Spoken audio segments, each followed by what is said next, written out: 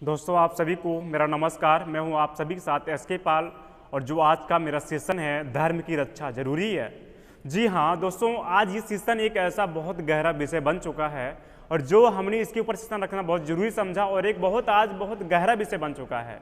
धर्म की सियासत, धर्म के ऊपर आज जो पॉलिटिक्स की जा रही है, आज धर्म का बढ़ावा जिस हिसाब से दिया जा रहा है न्यूज़ चैनलों के माध्यम से, टीवी चैनलों के माध्यम से। दोस्तों हमने भी आज ये सेशन रखने से पहले कई लोगों से क्वेश्चन किया, कई ज्ञानी लोगों से हमने पूछा क्या धर्म की रक्षा जरूरी है, धर्म सबसे पहले है या इंसानियत सबसे पहले है। तो दोस्तों जो ज्ञानी लोग थे उन्होंने अपना उत्तर दिया कि नहीं, सबसे पहले इंसानियत जरूरी है, सबसे पहले रोटी जरूरी है, उसके बाद उसके बाद धर्म आता है। तो दोस्त मेरा एस के पाल का क्वेश्चन एक आपसे है, जितने लोग मेरा वीडियो देख रहे हैं, चाहे वो हिंदू हो, चाहे मुसलमान हो, चाहे सिख हो, चाहे ईसाई हो, आपसे मेरा एक क्वेश्चन है, क्या हमको धर्म ने पैदा किया है या जो हमारा पालन पोषण किया है, जितनी बड़े आज हम हुए हैं, धर्म ने हमको इतना बड़ा किया है या धर्म ने पाला है? जवाब ना में है। कोई भी धर्म होगा उसका जवाब ना में है। दोस्त किसी को धर्म नहीं पालता है, किसी को धर्म रोटी नहीं देता है और धर्म से रोटी नहीं मिलती है, कर्म से रोटी मिलती है और कर्म ही पूजा है, कर्म ही सब कुछ है। गीता में भी लिखा है कर्म ही सब कुछ है और उसी गीता में एक ये भी लिखा गया है कि नारा लिखा गया है और देवी देवताओं की जगहों पे ये नहीं है, जो नारा लगता भी है मंदिर वगैरह में, धर्म की जय हो अधर्म का नाश हो। आज धर्म क्या कहता है? धर्म के जो इंसान धर्म को मानता है उसके दिलों में क्या स्नेह होता है, क्या भावना होती है, आप समझ सकते हैं। और जो अधर्मी होता है, देखिए मैं आपको कहना चाहता हूँ, रावण देखिए था ना, जब वो रावण सीता हरण करने आया था तो वो साधु के वेश में आया था। तो साधु के वेश में क्यों गया था? तो वो दिखाना चाहा कि साधु के वेश में सब साधु ही नहीं होता है, साधु के वेश में डाकू भी होते हैं, लुटेरे भी होते हैं, राक्षस भी होते हैं, है ना। तो यही उसका कारण रहा। आप इशारा समझ सकते हैं जो मैं कहना चाहता हूं। तो दोस्त देखिए आज हमारा, और ये भी हम कहना चाहते हैं, हम उनके लिए भी कह रहे हैं जो ऐसे अगर कहीं 5 बजता है अल्लाह अकबर शुरू कर देते हैं, ठीक है, वो भी मेरी बातें सुन ले ध्यान से, जो वो भी अलग अलग मिसालें छोड़ते रहते हैं हमारे। तो एक बात मैं पूछना चाहता हूं, मैं एस के पाल आप सभी के सामने, मेरे मत्थे पर कहीं लिखा गया है क्या मैं हिंदू हूं, या मेरे ऊपर कहीं पर्सनल की मुहर लगी है मैं हिंदू हूं? है जवाब ना में है। मेरी बॉडी पूरी चेक कर लीजिए, कहाँ पे लिखा गया है हिंदू हूं मैं? नहीं है ना। क्या मुसलमानों के ऊपर मुहर लगी है वो मुसलमान है, या फिर उसके ऊपर लिखा गया है वो मुसलमान है? दोस्त कोई मूछ छिला लेने से मुसलमान हो जाता है? कोई टोपी पहन लेने से मुसलमान हो जाता है? इंसानियत आपको बयां करती है तुम क्या हो। इंसानियत, सबसे बड़ा धर्म इंसानियत है। APJ अब्दुल कलाम मुसलमान धर्म से, अगर उन्होंने धर्म नहीं, उन्होंने देश देखा, देश के लिए जीवित रहे, तभी उनकी पूजा होती है। मुसलमान की वजह से उनकी पूजा नहीं होती है, उनकी पूजा उनके कर्म की वजह से होती है। शहीद आजम भगत सिंह सिख समाज से, उनकी पूजा धर्म की वजह से नहीं होती है, उनके कर्म की वजह से होती है। उन्होंने बलिदानी दी 23 साल की उम्र में देश के लिए।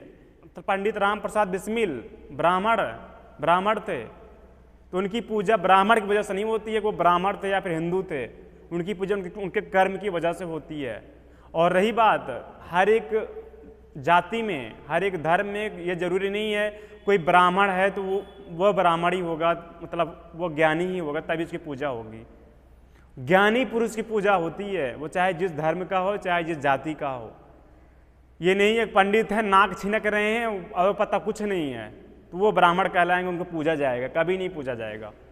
ब्राह्मण हर एक जातीय में होता है। जो ज्ञानी होता है, जिसके अंदर कुछ ज्ञान है, उसके अंदर अर्पण समर्पण की भावना है, उसके मतलब नेक विचार हैं, तो वो भी ब्राह्मण ही है।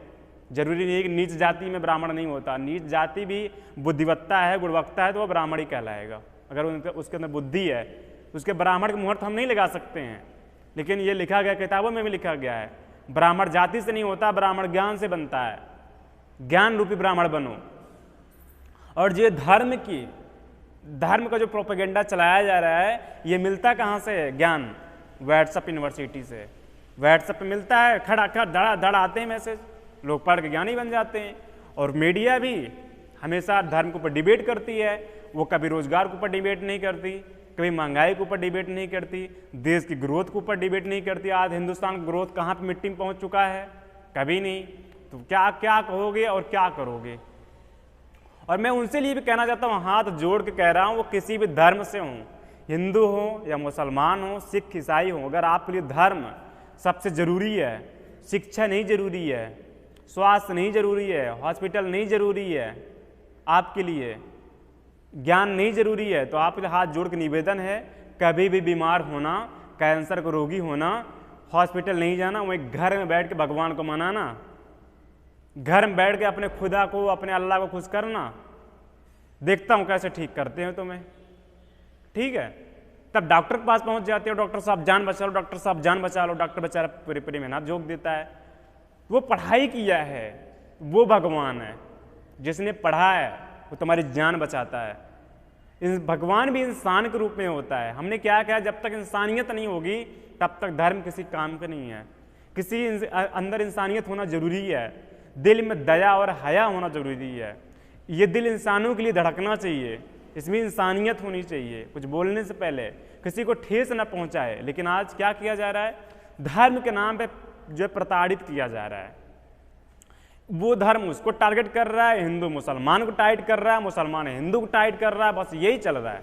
एकदम हिंदुस्तान की जो अपनी प्रवृत्ति है, अपने जो घर का माहौल है हिंदुस्तान का जो आपसी माहौल है, ईरान इराक जैसे हो गया है आपस में ही।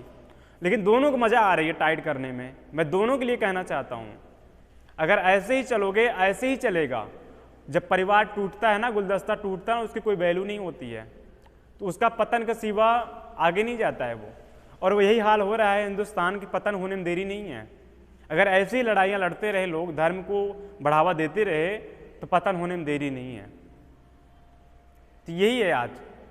आप समझ सकते हैं कि एकता में ही पावर होती है। और हम आपसे एक मैसेज देना चाहते हैं, एक आतंकवादी इतना ब्रेन वॉश किया जाता है, इतना मोटिवेट किया जाता है, वो मोटिवेट आप आ करके पूरा विचार को समझ करके अपनी जान देने को तैयार हो जाता है, घर परिवार की मोह माया छोड़ देता है।